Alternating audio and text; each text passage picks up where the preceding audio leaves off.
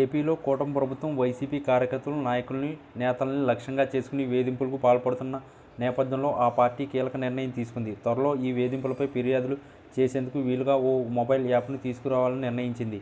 ఇందులో ఆధారాలతో సహా ఫిర్యాదులను నమోదు చేయాలని, వాటిపై అధికారంలోకి రాగానే చర్యలు తీసుకుంటామని వైఎస్ జగన్ ఇవాళ వైసీపీ పొలిటికల్ అడ్వైజరీ కమిటీ భేటీలో ప్రకటించారు. రాష్ట్రంలో ఎక్కడైనా, ఎవరికైనా, ఏ అధికారితో అయినా వేధింపులు ఎదురైతే యాప్లోకి వెళ్ళి ఎలా అన్యాయం జరిగిందని అడుగుతుందని, అక్కడ ఎవరు తమకు ఎలా వేధించారో ఫిర్యాదు చేయొచ్చని వైఎస్ జగన్ తెలిపారు.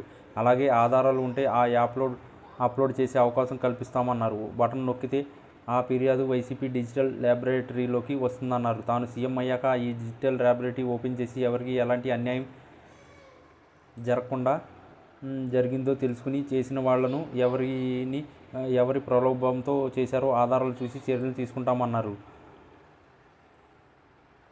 వైసీపీ కార్యకర్తలకు అన్యాయం చేసిన వారిని చట్టం ముందు నిలబెట్టి సినిమా చూపిస్తామన్నారు.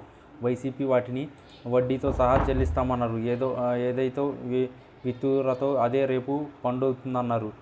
10 రోజుల్లో ఈ యాప్ రిలీజ్ చేస్తామన్నారు. బాబు షూరిటీ, మోసం గ్యారంటీ కార్యక్రమంలో మరింత చురుకుగా పాల్గొనాలని వైఎస్ జగన్ పీఏసీ సభ్యులకు సూచించారు. గ్రామం కమిటీలను సమర్థంగా తయారు చేసేందుకు ఏదో అవకాశం అన్నారు.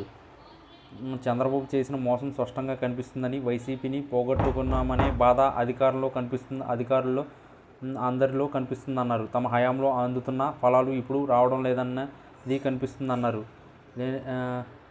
చంద్రబాబు వచ్చాక అందుతున్న ప్లేట్లు తీసేసి ఇస్తామని చెప్పిన బిర్యానీ చూస్తే ఉన్న ఫలాలు కూడా పోయేదనేది అర్థమవుతుందన్నారు. గ్రామ స్థాయిలో విపరీతమైన కదలిక వస్తుందని, దాన్ని క్రమబద్ధీక పద్ధతిలోకి తీసుకురావాలన్నారు. రాష్ట్ర స్థాయిలో కార్యక్రమాలు రూపొందించే వాటిని గ్రామ కమిటీలని సమర్థంగా ఏర్పాటు చేసుకోవాలన్నారు. అందులో క్రియాశీలక పాత్ర పోషించాలని పీఏసీ సభ్యులను కోరారు.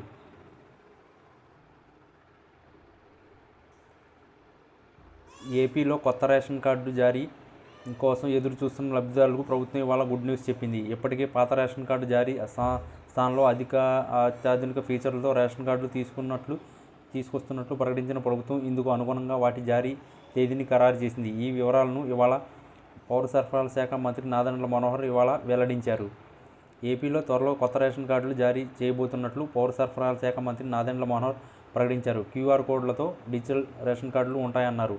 ఆగస్టు 25 నుంచి వారం రోజుల పాటు కొత్త రేషన్ కార్డులు ఇస్తామన్నారు. కొత్త రేషన్ కార్డులపై రాజకీయ నేతల ఫోటోలు ఉండవని ఆయన తెలిపారు. డెబిట్ కార్డులు తరహాలో కొత్త రేషన్ కార్డులు ఉంటాయని మంత్రి నాదెండ్ల మనోహర్ వెల్లడించారు. డైనమిక్ కీ రిజిస్టర్తో వీటిని అనుసంధించామన్నారు. దీంతో ప్రతి లావాదేవీ జరగగానే తమ ఆఫీసుకు తెలిసిపోతుందన్నారు. 5 ఏళ్లలోపు